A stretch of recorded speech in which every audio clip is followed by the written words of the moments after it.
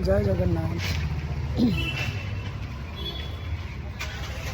शनिवार सकाल सकाल आज ऑफिस टी लेट अच्छी बाहरी पड़ी घर सकाल कॉल आसला अमावास्या आज सकाल सकाल किसी न खाइबा सकाल टू संध्या पर्यंत घर तो बोर जो कथा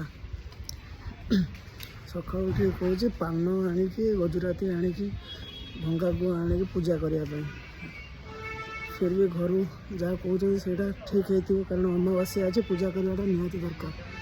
मैं तो सकाल सकाल उठिक गाधे पाधे पूजा करने बाहर आप जहाँ भी कर सकाल जाके पूजा पूजा करी नित्य कर्म बाहर कारण अमावास्या आज सुनावेशटा अच्छी महाप्रभु जगन्नाथ सुनावेश पूर्व अमावास्याटा भी भल दिन पड़ी पूजा पूजा करवा निहाती दरकार।